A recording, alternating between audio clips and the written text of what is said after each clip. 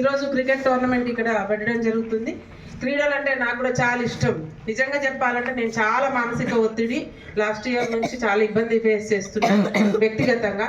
దాన్ని పోగొట్టుకోవాలంటే నేను పొద్దున్న 5:30కి పోతా, బస్ వేసుకొని లేచి ఫ్రెషప్ అయ్యి స్నానం చేసి గ్రౌండ్కి పోతా.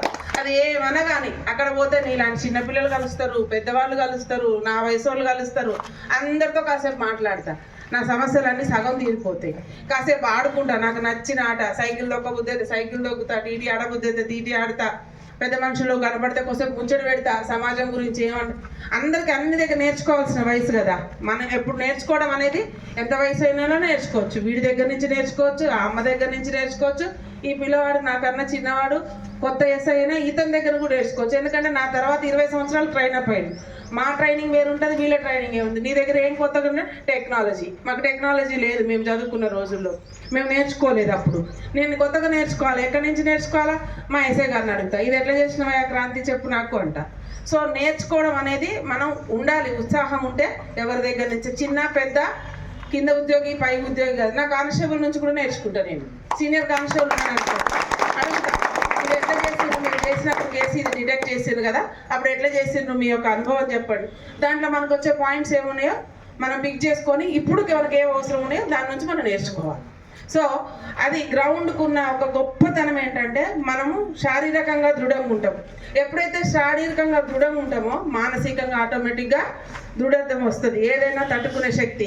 అదే స్పోర్ట్స్ మ్యాన్ స్పిరిట్ అని మా సీఏ గారు చెప్పారు కదా. స్పోర్ట్స్ మ్యాన్ స్పిరిట్ ఏంటంటే గెలుపు ఓటములని భరించే శక్తి మనకి, మానసిక స్థైర్యాన్ని క్రీడలకు మాత్రమే ఉంది. ఓడిపోతాం, అందుకని అందరం గెలవం కదా. అందరం ఎప్పుడు గెలుస్తామా? గెలవం. ఒకసారి ఓడుతాం, ఒకసారి గెలుస్తాం. గెలుపును కూడా, ఓటమిని కూడా గెలుపుగా భావిస్తాం. నెక్స్ట్ ఓటమి గెలుపు నాదే అంటాం. మనం గెలిచి ఓడిపోయిన తర్వాత అందరికి షేక్ హ్యాండ్ ఇచ్చి bye brother, all the best, next for congratulations అంటాం. మనకు వాళ్ళు ఆల్ ద బెస్ట్ చెప్తారు, బాయ్ చెప్తాం, మర్చిపోతాం ఇక మనకు ఓటమి అక్కడికి. సో అంత గొప్ప గుణాన్ని మనకి కేవలం క్రీడల్లో మాత్రమే ఇస్తుంది. ఈరోజు పిల్లలు చిన్న విషయాన్ని, 7వ తరగతి చదివే పిల్లలు అమ్మ సెల్ ఫోన్ కొనియకపోతే హ్యాంగింగ్ చేసుకొని పురుగుల మందు దాగి చనిపోతాను. నిన్నగాక మొన్న మా వీణవంకలో ఒక పిల్లవాడు చదువు మీద ఇష్టం లేకపోతే బడికి పోమంటానని చనిపోతుంది.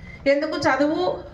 చదువు మీద ఇష్టం లేకపోతే ఎట్లా కలిగించుకోవాలో మీ టీచర్తో మాట్లాడితే చెప్తుంది. ఎందుకు చదువు మీద ఇష్టం లేదు, నీ మనసు ఏం చెప్తుందో నువ్వు ఒక షేర్ చేసుకోవాలి. ఎవరికి షేర్ చేసుకోవాలి? నీ తల్లిదండ్రులకి, నీ తోబుట్టువులకి, లేదు నీకు బాగా అందుబాటులో ఉన్న నీ టీచర్కి.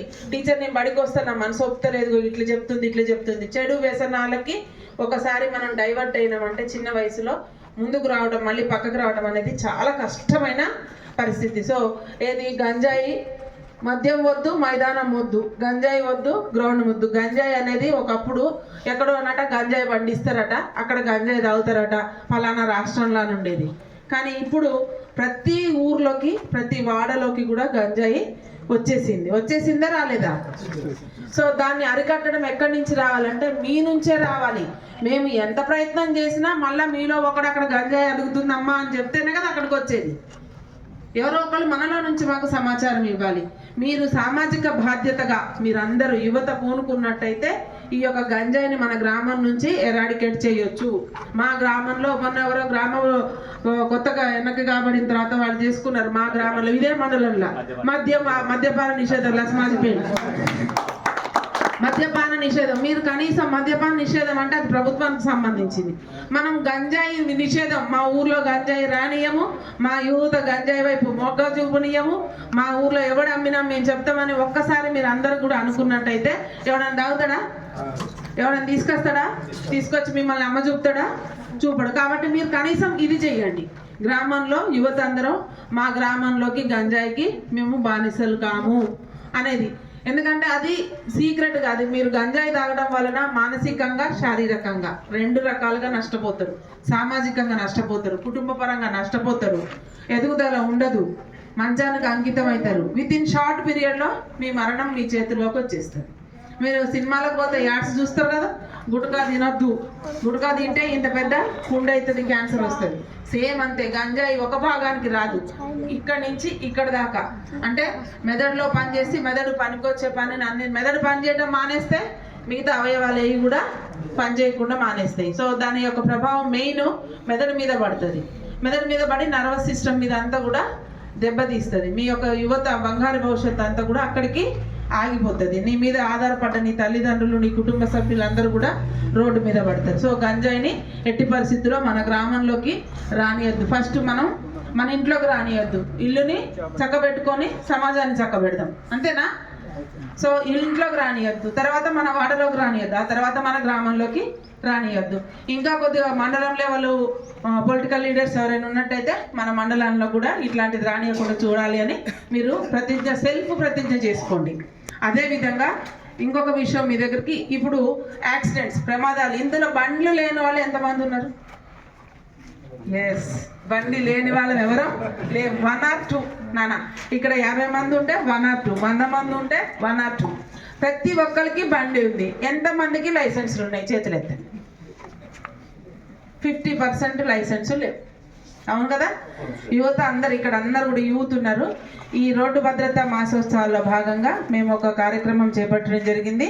లైసెన్స్ తీసుకున్న వాళ్ళు ఒకళ్ళు చెప్పాలా, ప్రభుత్వం నుంచి మనం లైసెన్స్ తీసుకుంటే ఆర్టీఏ డిపార్ట్మెంట్ నుంచి ఒక 2 వీలర్ నడపడానికి ఎంత ఖర్చు అవుతుంది? 5,000. ఎస్, మీడియేటర్ ద్వారా, ఏజెంట్ ద్వారా పోతే 5,000 ఖర్చు అవుతుంది మీకు. అదే మనం గవర్నమెంట్ కట్టే చాలా ఎంత? 2,500 కూడా ఉండదు 2 వీలర్కి కాదండి. 1,490 రూపీస్, అదే 1,490 రూపీస్ ఆర్ 80 రూపీస్ ఫస్ట్ ఎల్ఎల్ మనకి అంత కూడా కాదు నాన్న. 1,700 మ్యాక్సిమం అవుతుంది. ఓన్లీ 1,700, 1,700 మాత్రమే మనం ప్రభుత్వానికి పే చేస్తాం. ఈ ప్రభుత్వానికి పే చేసే డబ్బులు మీరు పెట్టేస్తే మీకు మీడియేటర్ లేకుండా, అంటే ఏజెంట్ లేకుండా లైసెన్స్ ఇప్పించే బాధ్యత ఇప్పుడు మేము చేయాలని ఆర్టీఏ గారితో పర్మిషన్ ఇస్తున్నా. మీరు ఎన్ని తీసుకొస్తారో ఈ నెలలో తీసుకురండి. మీకు 20th వరకు మీకు పర్మిషన్ ఇస్తున్నా అని చెప్పారు ఆయన. ఆర్టీఏ మన దగ్గర motor vehicle inspector Kanchi Venu గారు ఉన్నారు. ఆ అన్న నా బ్యాచ్మేట్, ట్రైనింగ్లో సబ్ ఇన్స్పెక్టర్గా చేసి. సో అన్నకు మాట్లాడితే నీ వంతు సహాయం ఏమి ఇస్తామన్నా అంటే, మీడియేటర్ లేకుండా, ఏజెంట్ లేకుండా మనం లైసెన్స్ ఇద్దాం. 2 వీలర్ వాళ్ళకి కానీ, 3 వీలర్ కానీ, 4 వీలర్ కానీ ఎవరైనా మీరు లైసెన్స్ తీసుకోదలుచుకుంటే పోలీస్ స్టేషన్కి వచ్చి, ఏజెంట్కి అయ్యే పైసలు ఖర్చు లేకుండా, ఓకే, పోలీస్ స్టేషన్కి వచ్చి మీరు నమోదు చేసుకున్నట్టయితే ఒకసారి మీ గ్యాంగ్ అందరినీ మన ఆర్టీఏ ఆఫీస్కి ఒక రోజు రావాల్సి వస్తుంది, మరో రోజు కూడా ఎల్ఎల్ కోసం రావాల్సి వస్తుంది. 2 సార్లు వచ్చి, 3వసారి డిఎల్. మీకు తెలుసు కదా, 1 మంత్ అయిన తర్వాత డిఎల్ ఇస్తారు. ఆ డిఎల్లో కూడా మీకు ఇబ్బంది లేకుండా, మీకు ఎట్లా కోచ్ చేయాలనో కోచింగ్ చేపించి మీ డిఎల్ ఇబ్బంది లేకుండా మీకు ఇప్పించే బాధ్యత మా డిపార్ట్మెంట్ది. సో మీరు ఎవరైనా కానీ నమోదు చేసుకున్నట్టయితే ఆ సహాయ సహకారాలు మీకు అందిస్తాం. ఇంకా చూసినట్టయితే రోడ్డు మీదకి వచ్చినట్టయితే కొంచెం ఇబ్బంది అనిపిస్తుంది, 2 మినిట్స్లో క్లోజ్ చేస్తా. రోడ్డు మీదకి మనము వెళ్ళినట్టయితే సేఫ్గా ఇంటికి వస్తామనేది నమ్మకం ఎంతమందికి ఉంది? చేతులెత్తండి. లేదు, నాకు లేదు, మీకు లేదు. ఎందుకంటే రోడ్డు ప్రమాదం అనేది మనం ఒక్కలం సేఫ్గా నడిస్తేది కాదు, ఎదుటి మనిషి కూడా సేఫ్గా రావాలి. ఎదుటి మనిషి సేఫ్గా ఎట్లా వస్తాడు అనేది మనం ఎట్లా చెప్తాం? పెడెస్ట్రియన్ నడుచుకుంటూ పోయినాడు కూడా బండి గుద్ది చచ్చిపోబట్టి. సో మనకి నమ్మకం లేని రోజులు, ఎందుకంటే వాహనాలు ఎక్కువైపోయినాయి. ఆ వాహనాలు ఎక్కువతో పాటుగా ఏమవుతుంది, ప్రయాణాలు ఎక్కువ పోవటం, బండి మీద ఆఖరికి మనం కరెంటు పెట్టడానికి ఇంతకుముందు నడిచిపోతుండే, సైకిల్ మీద పోతుండే ఊర్లల్లో. ఇప్పుడు ఎవరైనా పోతురా? అయితే ఫోన్లో పెడుతున్నారు కరెంటు, లేదంటే బైక్ వేసుకొని పోతుంది. సో అంటే ఇంత వేగం తప్పేం లేదు. టెక్నాలజీని, డే టు డెవలప్మెంట్ని మనం ఉపయోగించుకోవాలి. కానీ ఆ నివారణ ఉపయోగాలు, ఒక్క క్షణిక ఆవేశం వలన, చిన్న తప్పిదం వలన మొత్తం కుటుంబము రోడ్డు మీద పడుతుంది. ఒక ఆటో డ్రైవర్ గారు యాక్సిడెంట్ చేసింది అనుకోండి, అతని వైఫ్ ఇంట్లో ఉంటుంది, ఆమెకి ఏమీ తెలియదు. అతని యొక్క పిల్లలు, ఆమె గర్భవతి ఉంటుంది, ఇంట్లో సంఖలో పిల్ల ఉంటుంది. ఆయన పోతాడు, చేస్తే పోతాడు. డ్రైవింగ్ లైసెన్స్ ఉండదు, బండికి ఇన్సూరెన్స్ ఉండదు. ఏమైనా రూపాయి వస్తుందా?